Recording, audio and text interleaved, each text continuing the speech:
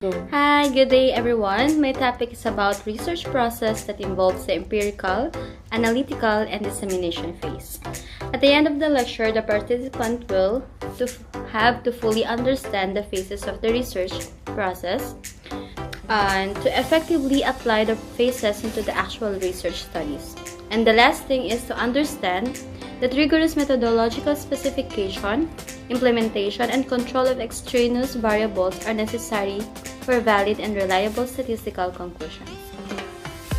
So, let's start with empirical phase. The first phase is the empirical phase. This involves the collection of data and the preparation of data for analysis. A data collection plan needs to be developed specifying what data to be collected. Is it observational, experimental, simulation, or is it derived? How data will be collected? Is it through survey or one-on-one interview? Who will collect the data? And how data collectors will be trained? Usually, the data collectors should be experienced with data collection. They should be knowledgeable, experienced with specific computer programs, able to work independently with good communication skills, and also flexible. These are just some of the criteria needed. And if experimental is the study design, the data collector should be blinded to participant group assignment to avoid the potential for bias. Another thing for needs to be developed while doing the data collection is how is the data collection procedure? What procedure forms are filled out and what interview questions are there for the collection of the data.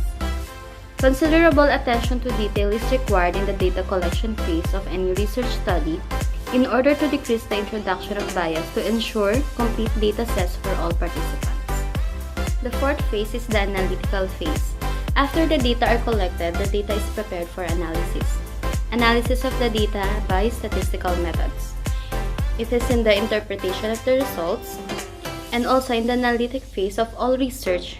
Patterns and relationships in the data are identified and the research question is answered through the synthesis of numerical and/or narrative data.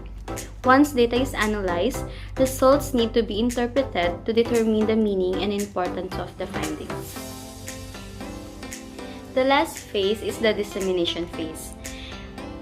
It is this area where to prepare the research reports in order to communicate findings to the appropriate audience.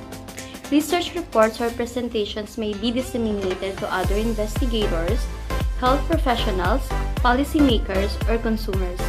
A brief research report can also be submitted to professional organizations or the media. Press releases should also be considered as this offers an efficient mechanism for dissemination. Communicating studies results to participants is based on the principle of respect for persons and although not required, is increasing in practice. It is the utilization of the findings and communication of the findings as well. Thank you. That would be the end of the research process. So let's now proceed to the questions. Question number 1. In analytic phase, there is what we call the human and instrumentation errors. With these errors, how can the researcher prevent this thing from happening? Question number 2. To ensure that the project results will be used, research project must develop a dissemination plan that explains how the outcomes of the project will be shared with stakeholders, relevant institutions, organizations, and individuals. So, what are the necessary things needed to include in making a dissemination plan? Thank you.